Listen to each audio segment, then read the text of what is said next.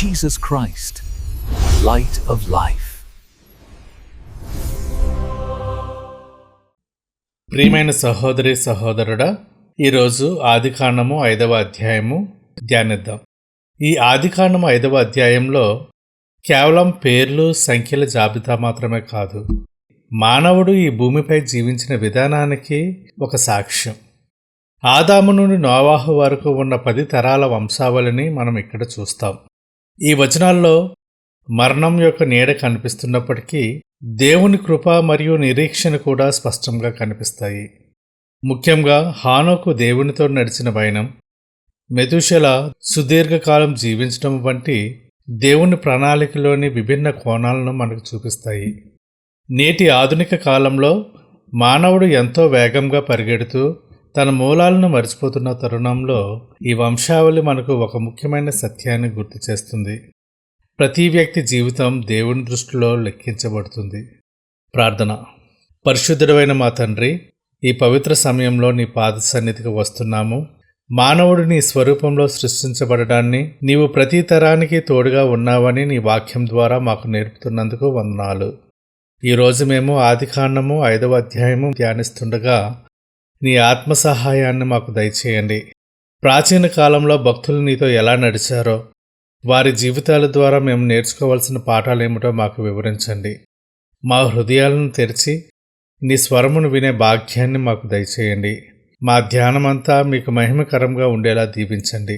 యేసుక్రీస్తు అతి పరిశుద్ధ నామంలో ప్రార్థిస్తున్నాము తండ్రి, ఆమెన్. ఆదికాండము 5వ అధ్యాయము 1వ వచనము. ఆదాము వంశావళి గ్రంథము ఇదే. దేవుడు ఆదామును సృజించిన దినమున దేవుని పోలికగా అతని చేసెను. మనం ఇక్కడ ఆదాము వంశావళిని చూసినట్లయితే దేవుని వాగ్దానాలు కనబడతాయి. మానవుడు పతనమైనప్పటికీ దేవుడు తన ప్రణాళికను మానవజాతి ద్వారా కొనసాగిస్తున్నాడని ఈ వంశావళిని చూస్తే మనకే అర్థమవుతుంది. దేవుడు ఆదామును సృజించిన దినమున దేవుని పోలికగా అతని చేసెను. కొంతమందిని చూసినప్పుడు ఆ వ్యక్తి వాళ్ళ తండ్రి పోలికలోనో లేదా తల్లి పోలికలోనో ఉన్నాడంటాం కదా. అంటే వాళ్ళు చూడడానికి రూపంలో తండ్రిలాగా కానీ లేదా తల్లిలా కానీ ఉండొచ్చు, లేదా గుణంలో తల్లిలా ఉండొచ్చు లేదా తండ్రిలా ఉండొచ్చు.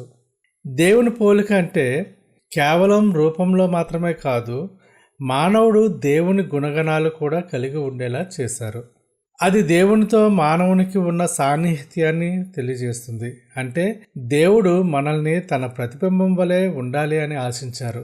మనం దేవుని గుణగణాలు కలిగి ఉన్నాము కాబట్టి దేనికి భయపడకూడదు, ఒత్తిడికి లోనవ్వకూడదు. మనమంతా ధైర్యంగా ఉండాలి. కానీ నేటి ఆధునిక కాలంలో చాలామంది చిన్న చిన్న వాటికే భయపడిపోతున్నారు, తీవ్రమైన ఒత్తిడికి లోనవుతున్నారు. అయితే మనం దేవుని పోలికలో ఉన్నామని మనం ఎప్పుడైతే గ్రహిస్తామో ఆ రోజున మనకున్న ఈ భయాల్ని, ఒత్తిడిని అధిగమించి స్థిరమైన మనస్సుతో ముందుకు వెళ్ళగలుగుతాము. ఆదికాండము 5వ అధ్యాయము 2వ వచనము. మగవానిగాను ఆడదానిగాను వారిని సృజించి, వారు సృజించబడిన దినమున వారిని ఆశీర్వదించి వారికి నరులని పేరు పెట్టెను.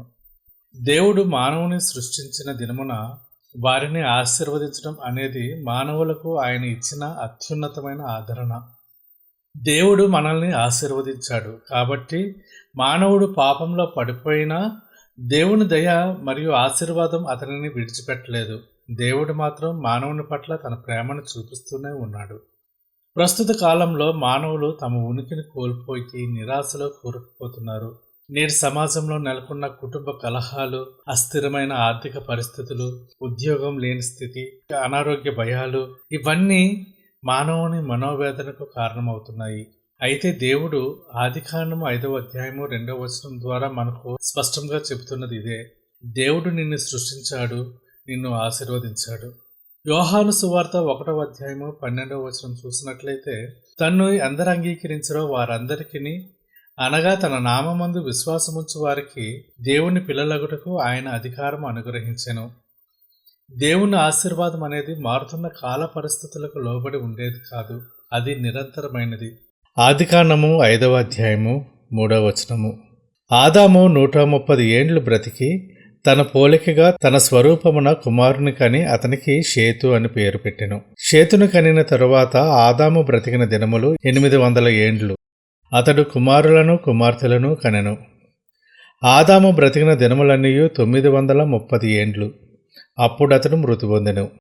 ఆదికాండము 1వ అధ్యాయము 27వ వచనంలో చూసినట్లయితే, దేవుడు తన స్వరూపమందు నరుని సృజించెను, దేవుని స్వరూపమందు వాని సృజించెను, స్త్రీనిగాను పురుషునిగాను వారిని సృజించెను అని వ్రాయబడి ఉన్నది. అంటే ఆదాము దేవుని స్వరూపంలో సృష్టించబడ్డాడు. కానీ ఆదాము పాపం చేసిన తర్వాత ఆ పవిత్ర రూపం పాడైపోయింది. అందుకే షేతు దేవుని పోలికలో కాదు, ఆదాము యొక్క పాపపు పోలికలో జన్మించాడు. ఆదాము 930 ఏండ్లు బ్రతికి తర్వాత మృతి పొందెను. రోమేలుకు రాసిన పత్రిక 5వ అధ్యాయము 12వ వచనం చూసినట్లయితే, ఇట్లుండగా ఒక మనుష్యుని ద్వారా పాపము ద్వారా మరణమును లోకంలో ఎలాగూ ప్రవేశించునో అలాగుననే మనుషులందరూ పాపం చేసినందున మరణము అందరికీ సంప్రాప్తమాయెను. ఆదికాండము 5వ అధ్యాయము 6వ వచనం నుండి 11వ వచనాలు. షేతు 105 ఏండ్లు బ్రతికి ఏనోషును కనెను. ఎనోషును కనిన తరువాత షేతు 807 ఏండ్లు బ్రతికి కుమారులను కుమార్తెలను కనెను. షేతు బ్రతికిన దినములన్నీ 912 ఏండ్లు. అప్పుడతడు మృతి పొందెను. ఎనోషు 90 సంవత్సరములు బ్రతికి కేయినానును కనెను. కేయినానును కనిన తరువాత ఎనోషు 815 ఏండ్లు బ్రతికి కుమారులను కుమార్తెలను కనెను. ఎనోషు దినములన్నీ 905 ఏండ్లు. అప్పుడతడు మృతి పొందెను. ఎనోషు కాలంలో ఒక గొప్ప మార్పు వచ్చింది. ఆదికాండము 4వ అధ్యాయము 26వ వచనం ప్రకారము, మరియు షేతునకు కుమారుడు పుట్టెను, అతనికి ఎనోషు అని పేరు పెట్టెను. అప్పుడు యెహోవా నామమున ప్రార్థన చేయుట ఆరంభమైనది. ఎనోషు పుట్టిన తర్వాత మానవుడు యెహోవా నామమున ప్రార్థన చేయడం ఆరంభించాడు. ఎనోషు అంటే బలహీనుడు అని అర్థం. తన ఆయుష్ క్షీణిస్తుందని, తాము బలహీనులమని గుర్తించినప్పుడే మనుషులు దేవుని వైపు తిరిగారు. ఒక వ్యక్తికి విపరీతమైన కష్టం లేదా అనారోగ్యం వచ్చినప్పుడు తన శక్తి ఏర్పాటుతో అర్థమై దేవుని సహాయం కోసం ఎలా ప్రాధేయపడతామో ఎనోషు కాలం నాటి ప్రజలు కూడా అలా దేవుని వేడుకున్నారు. ఆదికాండము 5వ అధ్యాయము 12 నుండి 24 వచనాలు. కేయినాను 70 ఏండ్లు బ్రతికి మహాలలేలును కనెను. మహాలలేలును కనిన తరువాత కేయినాను 840 ఏండ్లు బ్రతికి కుమారులను కుమార్తెలను కనెను. కేయినాను దినములన్నీ 910 ఏండ్లు. అప్పుడు అతడు మృతి పొందెను. మహాలలేలు 65 ఏండ్లు బ్రతికి ఏరోదును కనెను. ఏరోదును కనిన తరువాత మహాలలేలు 830 ఏండ్లు బ్రతికి కుమారులను కుమార్తెలను కనెను. మహాలలేలు దినములన్నీ 895 ఏండ్లు. అప్పుడు అతడు మృతి పొందెను. ఎరెదు 162 ఏండ్లు బ్రతికి హనోకును కనెను. హనోకును కనిన తరువాత ఎరెదు 800 ఏండ్లు బ్రతికి కుమారులను కుమార్తెలను కనెను. ఎరెదు దినములన్నీ 962 ఏండ్లు. అప్పుడు అతడు మృతి పొందెను. హనోకు 65 ఏండ్లు బ్రతికి మెతూషెలను కనెను. హనోకు మెతూషెలను కనిన తరువాత 300 ఏండ్లు దేవునితో నడుచుచు కుమారులను కుమార్తెలను కనెను. హనోకు దినములన్నీ 365 ఏండ్లు. హనోకు దేవునితో నడిచిన తరువాత దేవుడు అతన్ని తీసుకొని పోయెను గనుక అతడు లేకపోయెను. ఈ వంశావళిలో అందరికన్నా భిన్నమైన వ్యక్తి హనోకు. మిగిలిన వారి గురించి మృతి పొందెను అని వ్రాయబడితే హనోకు గురించి దేవుడు అతనిని తీసుకొని పోయెను అని ఉంది. అతడు 300 ఏళ్ళు దేవునితో నడిచాడు. ఇది మరణాన్ని జయించే విశ్వాసం. హెబ్రీయులకు రాసిన పత్రిక 11వ అధ్యాయము 5వ వచనంలో చూసినట్లయితే, విశ్వాసమును బట్టి హనోకు మరణము చూడకుండానట్లు కొనుపోబడెను. అతడు కొనుపోబడక మునుపు దేవునికి ఇష్టుడై ఉండెనని సాక్ష్యము పొందెను. కాగా దేవుడు అతన్ని కొనిపోయిన గనుక అతడు కనబడలేదు. ఇద్దరు మిత్రులు మాట్లాడుకుంటూ వెళ్తున్నప్పుడు దూరం ఎలా తెలియదో హనోకు దేవునితో అంతటి సాన్నిహిత్యాన్ని కలిగి ఉన్నాడు. లోకం పాపంలో ఉన్నా అతడు మాత్రం దేవుని అడుగుజాడల్లో నడిచాడు. ఆదికాండము 5వ అధ్యాయము 25 నుండి 27 వచనాలు. మెతూషెల 187 ఏండ్లు బ్రతికి లెమెకును కనెను. మెతూషెల లెమెకును కనిన తరువాత 782 ఏండ్లు బ్రతికి కుమారులను కుమార్తెలను కనెను. మెతూషెల దినములన్నీ 969 ఏండ్లు. అప్పుడు అతడు మృతి పొందెను. బైబిల్లో అత్యధిక కాలం జీవించిన మానవుడు మెతూషెల. దేవుడు ఇతనికి ఇంచుమించు ఎక్కువ ఆయుష్ ఎందుకు ఇచ్చాడంటే మనుషులు మారుమనసు పొందాలని ఆయన ఓపికతో వేచి చూశాడు. మెతూషెల చనిపోయిన సంవత్సరం జలప్రళయం వచ్చింది. మెతూషెల చనిపోయిన సంవత్సరమే జలప్రళయం వచ్చిందనే విషయం మనం బైబిల్ వచనాలను చూస్తే దాని ఆధారంగా మనం తెలుసుకోవచ్చు. మెతూషెల వయస్సు 187 ఏళ్ళు ఉన్నప్పుడు ఆదికాండం 5వ అధ్యాయం 25వ వచనం ప్రకారము తన కుమారుడు లెమెకును కన్నాడు.